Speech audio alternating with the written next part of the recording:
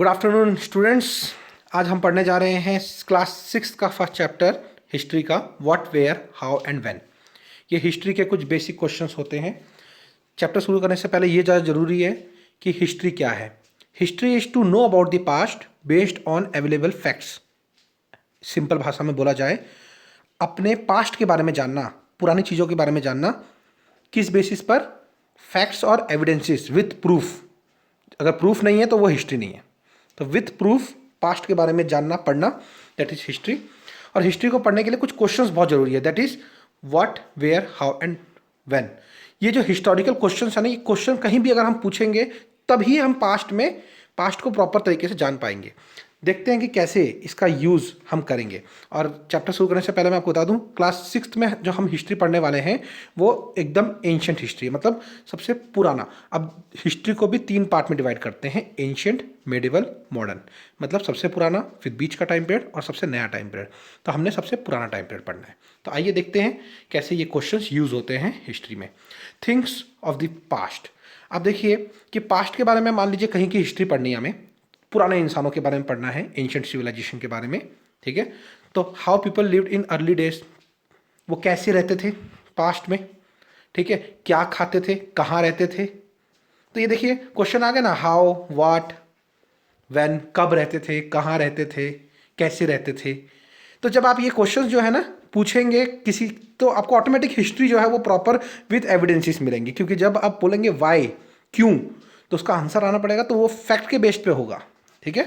तो इसी चीज़ का, इसीलिए जो चैप्टर का नाम है वो आपका क्वेश्चंस है, ठीक है। इसके आगे हमने पढ़ना है कि किस तरीके से अर्ली पीपल्स वो क्या करते थे। तो इसके लिए मैं आपको बताऊं, अर्ली पीपल्स जो हैं वो हंटर थे, यानी हंटिंग करते थे, शिकार करते थे, जानवरों को मारते थे, गैदरिंग करते थे, कुछ मिल जाए फ्रूट्स वगैरह वो इकट्ठा कर लेते थे। फिर धीरे धीरे उन्होंने एग्रीकल्चर करना शुरू किया, खेती बाड़ी करनी शुरू करी, एग्रीकल्चर। और एग्रीकल्चर के बाद वो एक सेटल्ड लाइफ जीना शुरू किया। तो मैक्सिमम जो लोग उन्होंने अपना घर बनाया वो नदियों के किनारे बनाया। अब ये सवाल उठता है कि नदियों के किनारे ही क्यों बनाया, है ना। तो आइए देखते हैं।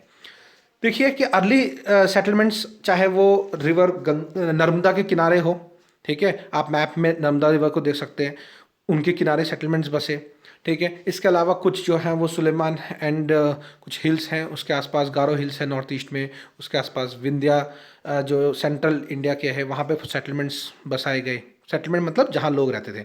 और देखिए यहाँ पर मेनली रिवर इंडस के किनारे, बैंक्स मतलब किनारा, ठीक है, banks of river Indus, Indus Jammu Kashmir में है, हाँ।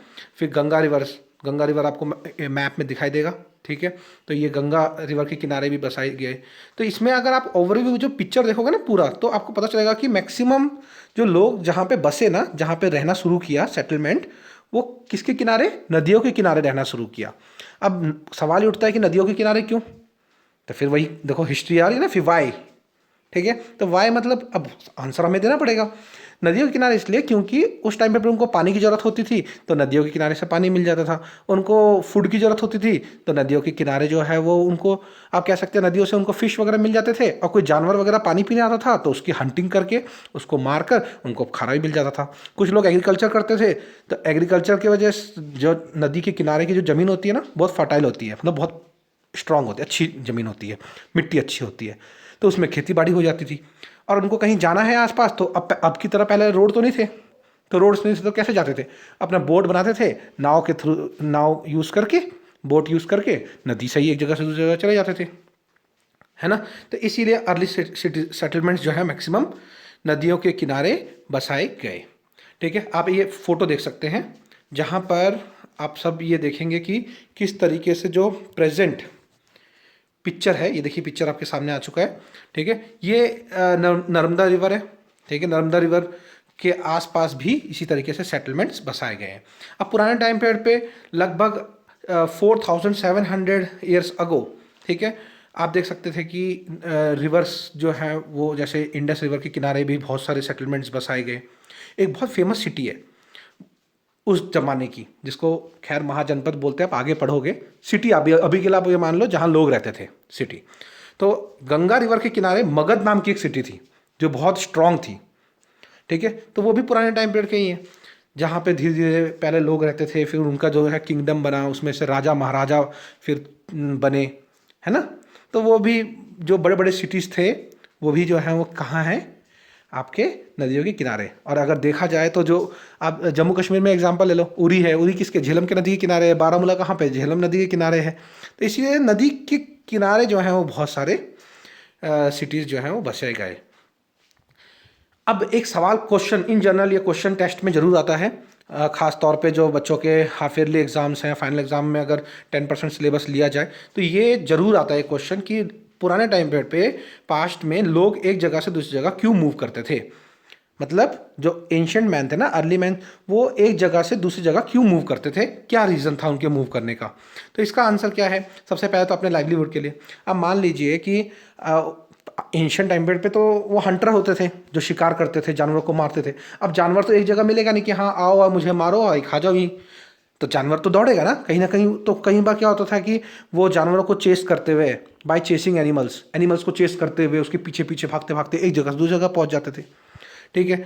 दूसरा क्या है, मान लो उनको वाटर वगैरह की ज़रूरत है तो वो वहीं जाते थे, वहाँ खोजते थे जहाँ उनको वाटर वगैरह मिल जाए, जहाँ फूड मिल जाए।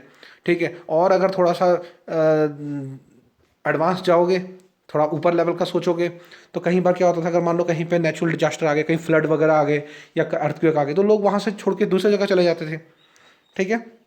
इसी तरीके से और अगर देखिए जैसे जैसे थोड़ा और इंसान डेवलप हुआ, उसके बाद उसने एक एरिया को दूसरे एरिया से कैप्चर करने के लिए, ठीक है, तो एक एरिया को कैप्चर करने के लिए उसने अलग एरिया में जाना शुरू कर दिया।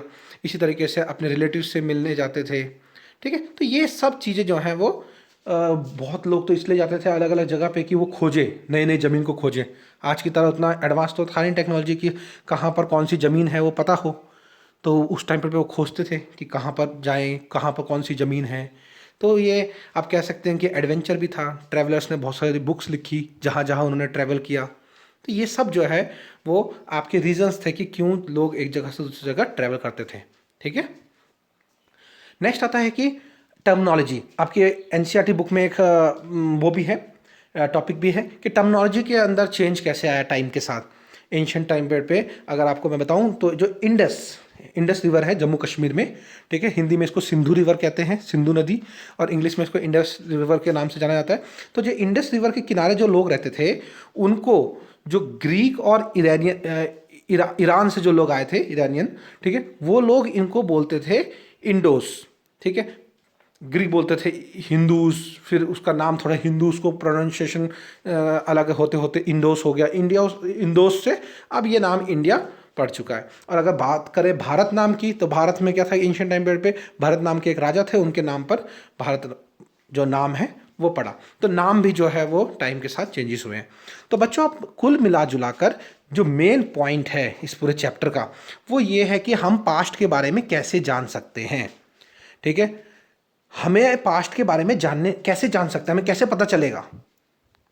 तो ऐसा तो नहीं है कि हम अभी सो रहे हैं, सडनली हमें सपना आया, हम सपने में हमें पता चल गया कि आज से 10 साल पहले क्या हुआ था, 100 साल पहले क्या हुआ था, 1000 साल पहले क्या हुआ था।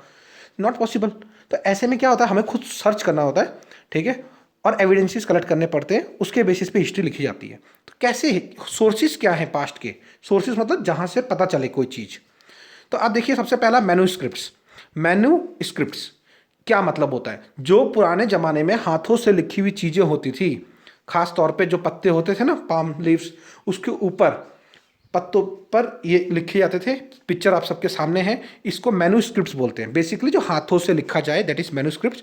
और इस टाइम पे जो स्क्रिप्ट है उसको पढ़कर हमें पास्ट के बारे में बहुत सारी जानकारियाँ मिली हैं। इसके बाद इंस्क्रिप्शंस, आप देखिए जो हार्ड सरफेस है, चाहे वो पत्थर हो या कोई मेटल हो, उसके ऊपर खोद खोद के जो लिखे गए हैं, जैसे आयरन पिलर के ऊपर लिखे गए हैं, जो लोहे के बड़े बड़े खंभे होते हैं ना, आयरन पिलर्स। ठीक है। सारनाथ में भी आयरन पिलर है।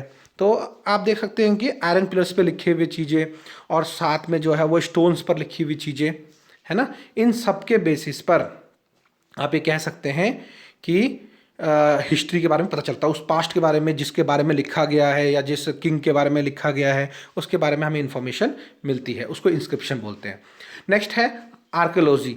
अब पुरानी चीज़ों के बारे में पढ़ने के लिए आप देख सकते हैं जो हमें ज़मीन को कई बार हम खोदते हैं, एक्सकेवेशन करते हैं, ठीक है, ज़मीन को खोदने पर बहुत सारी पुरानी चीज़ें मिलती हैं, उनसे भी हमें पास्ट के बारे में पता चलता है। जैसे बहुत सारे पेंटिंग्स हमें मिल सकती हैं, स्कल्पचर्स, मूर्तियाँ वगैरह मिल सकती हैं, मटके मिल सकते हैं, कुछ वेपन्स मिल सकते हैं, टूल्स मिल सकते हैं। टूल्स क्या होते हैं, जैसे कोई सामान वगैरह, कुछ व्हील्स के टूल्स मिले हैं, कुछ टॉय मिल सकते हैं, ठीक है, कुछ खिलौने हैं, जैसे कि इंडस वैली सिविलाइजेशन के टाइम पीरियड पे, बहुत पास्ट के टाइम की बात है, वो हम आगे पढ़ेंगे। उसके अंदर एक बुल कार्ट मिला है, मतलब बैलगाड़ी, ठीक है, तो उससे हमें पता चलता है कि उस टाइम पीरियड पे वो चीज़ थी। जैसे आज हम छोटे छोटे कार के खिलौने देखते हैं ना, तो खिलौने वही बनते हैं जो चीज़ें होती हैं या जिसके बारे में नॉलेज होती है ना, तो डायरेक्टली इनडायरेक्टली वो चीज़ होती है। तो इन सब चीज़ों के बारे में हमें पता चलता है। ब्रिक्स के बारे में, अब जैसे एग्जांपल कोई बिल्डिंग है, उस बिल्डिंग में जो मटेरियल मिल रहा है, बिल्डिंग मटेरियल चाहे वो ईंटें हो, सीमेंट हो, तो हमें उससे पता चलता है कि अच्छा उस टाइम पीरियड पे ये चीज़ें यूज़ होती थी, है ना। तो ये सब जो है वो आर्कियोलॉजी के अंदर आ जाता है, ये भी हमें हिस्ट्री के बारे में बताते हैं। और अब हिस्ट्री के बारे में कैसे बताते हैं, क्या है, ये सब हमने पढ़ लिया। लेकिन अगर हम हिस्ट्री का क्लासिफिकेशन नहीं देखेंगे तो हमें ये चीज़ नहीं समझ आएगी। देखिए, जो वर्ड है व्हेन, उसके लिए हमें पता चलना होता है डेट्स। और डेट्स को अगर हम बोले तो कैसे पढ़ेंगे डेट्स को, आप देखिए, आप सबके सामने स्क्रीन पर एक टाइमलाइन है।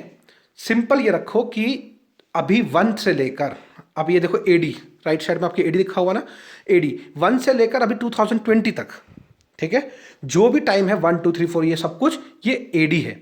एडी का मतलब है एमिनो डोमिनी, इसको कॉमन इरा भी बोलते हैं, ठीक है। और एडी है 1 से लेकर 2020। अब ये 1 के बाद जो है ना, 0 से पहले का जितना भी टाइम है, जिसके बारे में अभी और हम जान रहे हैं, ठीक है, जैसे अभी इंडस वैली सिविलाइजेशन के बारे में हमने जाना, और पीछे का और हो सकता है हिस्ट्री और ऐड होती जाए, जितना हम खोजते जाएंगे उतनी ऐड होती जाएगी, वो सब बीसी है, ठीक है, बिफोर क्रिस्ट। इसके बारे में हम ऑलरेडी पढ़ चुके हैं, बिफोर क्रिस्ट इसको बोलते हैं। एक और भाषा में इसको ये भी बोलते हैं कि बिफोर कॉमन इरा, ठीक है। एडी को कॉमन इरा बोल देते हैं, बीसी को बिफोर कॉमन इरा, ठीक है। बीसी मतलब before the birth of Christ. तो ये टाइमलाइन है। इस टाइमलाइन का मतलब ये है कि अगर कोई आपसे बोलेगा 1736, तो आपके पहले पूछना है कि कौन सा, एडी या बीसी। अगर वो एडी बोल रहा है तो इसका मतलब है कि 0 से 1 से जो गिनती है वो 1 से लेकर अभी तक के टाइम में कभी है। और अगर वो कहता है कि बीसी, मतलब वो उस 0 से और पीछे जाएगा और पास्ट की तरफ, ठीक है। तो इसके बिना जाने हम जो है वो हिस्ट्री को नहीं जान सकते। तो आपने अभी इस चैप्टर पूरे अंदर क्या पढ़ा, इस चैप्टर के अंदर पढ़ा कि अर्ली मैन क्या करते थे, है ना, व्हाट क्या करते थे, वेयर वो कहाँ कहाँ सेटल हुए, जैसे आपको बताया रिवर्स के किनारे वगैरह, हाउ वो अपना फूड वगैरह कैसे मतलब गेन करते थे, किस तरीके से अपने अरेंज करते थे फूड, और हम उनके बारे में कैसे जान सकते हैं, वो भी हाउ है। तो आपने पता किया कि अलग अलग सोर्सेस है हमारे पास हिस्ट्री के, जिसके बेसिस पर हम उनके बारे में जान सकते हैं। That is also the part of how, ठीक है। वेन में अभी जो आपके स्क्रीन पर डेट है, ये वेन का ही पार्ट है, कब। अब वो कब में पहले तो ईयर पता होना चाहिए, फिर ये पता होना चाहिए वो एडी है या बीसी है, उसके बेस पे हम ये चैप्टर जो है वो कंक्लूड कर सकते हैं। तो बच्चों, ये बेसिक इंट्रोडक्शन था चैप्टर का। हिस्ट्री जो हम लोग बुक पढ़ने वाले हैं, ठीक है, उसके अंदर 6th क्लास में एंशिएंट हिस्ट्री, पुरानी सिविलाइजेशन का है, मतलब बीसी के बारे में है। देखिए, ठीक है, ये बीसी जो है ना, बिफोर कॉमन इरा, यानी बीसी का फुल फॉर्म है बिफोर क्रिस्ट, और बिफोर क्रिस्ट जो बीसी है इसी को बिफोर कॉमन इरा भी बोलते हैं।